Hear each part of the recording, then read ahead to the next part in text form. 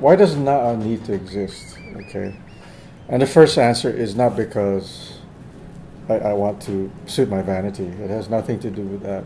So I consider all the athletes in the country abused children. They're just lacking in what it needs to function in society.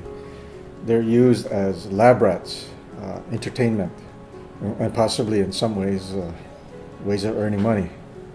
I don't care what society you're in. That's so wrong. You just don't treat your youth that way. Yes, these guys have certain innate talents, especially physically, but they still are people, and they need a set of tools so they can function after they're done.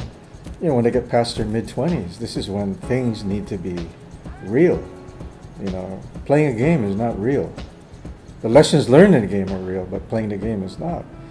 So, NAA is designed so that there are 3 seasons a year. That's guaranteed. It's ridiculous to train for 11 months and you're to participate in the 12th month for 3 days.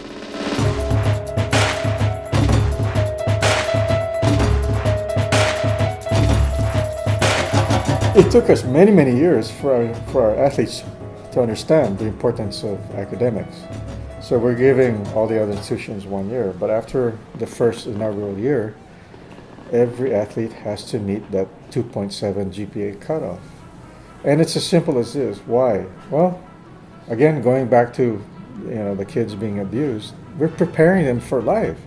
And shooting a 3-pointer 20 in a row is not going to do that.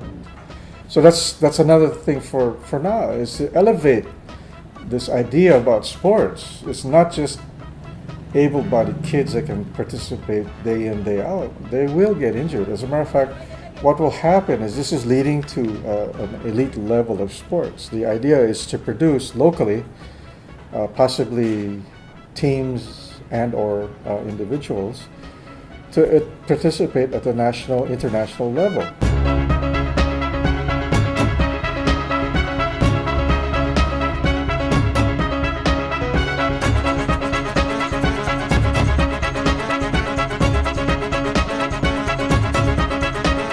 If you lose half of your games, you have no chance to proceed outside of your bracket.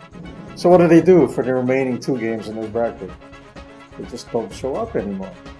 And to me, again, going back to this idea of abuse, what you're doing is abusing the children even more by introducing this idea that if you don't win, it's okay not to show up.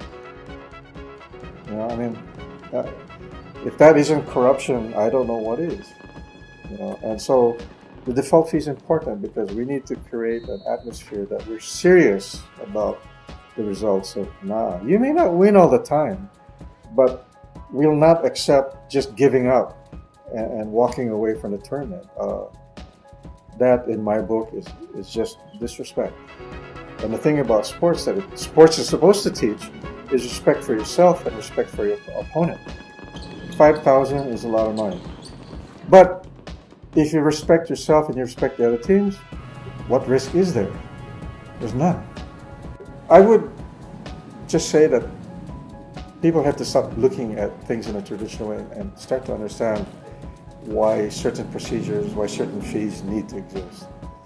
We're looking for the long run, looking for the long run. So this should not be a threat to anyone. This should be a welcoming event, a change that is finally here, finally.